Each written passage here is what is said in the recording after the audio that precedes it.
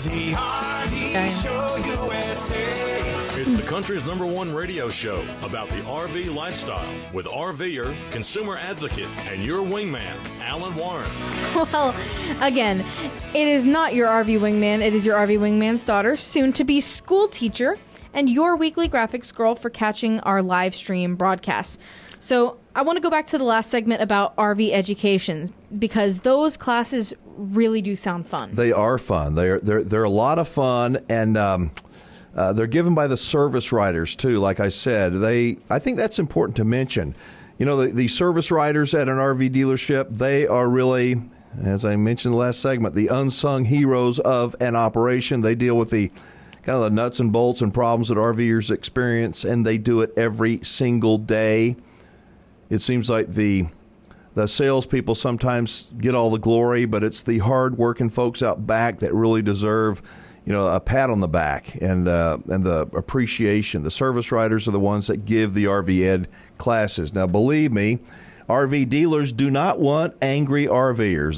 They don't. And education is one of the main ways that great dealers like RV Station helps minimize those angry RVers. So the class on basics of RVs and how everything works will take place on May 8th. You can get more information on our website. Just click on the tab that says RV Ed classes. Again, that's going to be on May the 8th. So do you remember the monologue you did a couple weeks ago about some RV dealers that want to have RVers over for dinner? Yeah. And that they want to have them as dinner? And how you warned everybody what was going on? Yeah, I remember. I know we got a phone call from a lady who recently had that exact experience. Goose, can you go ahead and play her call? Hi, my name is Arlene Brown. I'm from Syracuse, New York. I'm currently in St. George, Utah. I really love the show. It really does a lot of good and helps out a lot of people. I wish I'd have known about you guys a while ago. I had the very same thing happen to me from Myers, Meyers of Syracuse, and I wanted desperately to get rid of my RV, and the company did exactly as you said. We can help you out. We can get you out of that, blah, blah, blah, and get you away from out of the RV. Well, now I am upside down about, I don't even know how much I'm upside down anymore because I get different answers, but I'm probably over $10,000 upside down. So now I'm stuck with it. So hopefully something will happen where I can get rid of it. I don't know. Thank you very much for your show. So for anyone that missed that monologue, what is the short story? Okay, well, there is a trend. There's a trend right now among some RV dealers. They say that, you know what, your RV will never be worth as much money as it is today. They say that they want to buy it back from you for cash.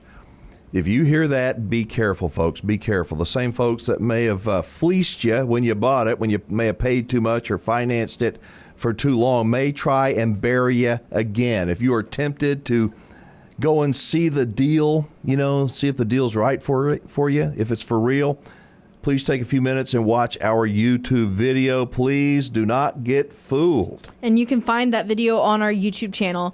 Just type in, "You may be the main course for dinner." Again, "You may be the main course for dinner." It's worth watching, and you may even want to share it with your RVing family and friends to save them from a potential disaster. Yeah, Arlene, I wish you would have heard that, watched the video, heard the interview prior to getting buried. But I am out here to do my best. That's what a wingman does. A wingman doesn't tell you make your ears feel good all the time, but he tries to protect you from some things that I see. And I don't see everything, but I have a perspective that kind of an insider, if you will, on some things. And I think it's important to try to share that information and knowledge and advice, at least for people to listen to. Hey, not sure you caught the story or if it's true. It is certainly not good for RVing, certainly not good for families, and it's actually kind of scary. It was this survey. It was done among 2,000 adults by the people at H&R Block, the income tax preparing people. You know how much time per week the average adult has of free time? How much you think?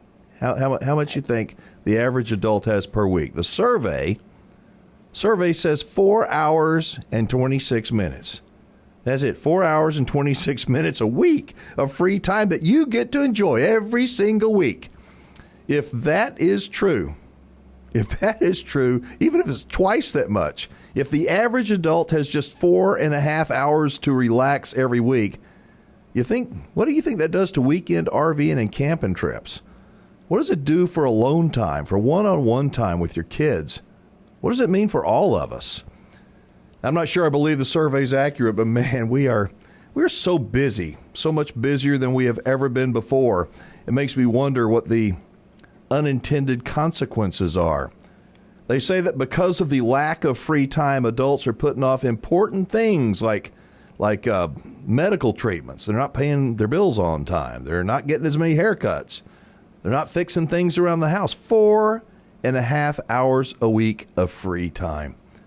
To me, that just doesn't sound right. What makes it worse, on top of those 4.5 hours, what do you think the top 10 things are that people say they plan on spending their money on? Where do you think that RVing and spending money on RV gear ended up on that list? Any idea? I have no idea.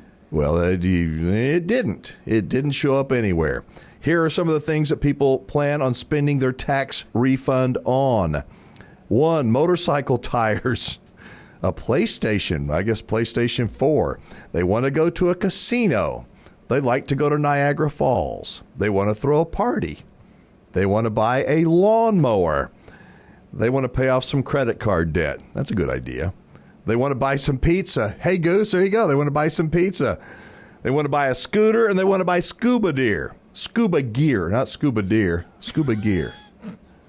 You know, I sure hope that you have more than 4.5 hours of free time a week, and that however much free time you do have, that you consider your kids and your grandkids. They need you. They need you more than you know. You know something? You need them more than you may realize. Just 4.5 hours a week, because being a college student and a student teacher, that really, wow. That's what it said. Don't shoot the messenger. All right, anything else? Well, it looks like there's more bad news for some folks at Camping World. There is. The wheels of justice appear to be ready to begin rolling, maybe picking up speed. It looks like it's going to be an expensive ride for Marcus Lemonis and other key investors at Camping World.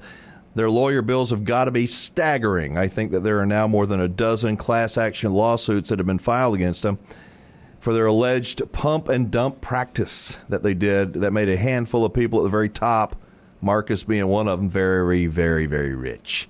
All at the expense of the small investor, folks like you and me. For people with Camping World holdings in their 401k, it has been a bloodbath, and many fear that it's going to get a whole lot worse.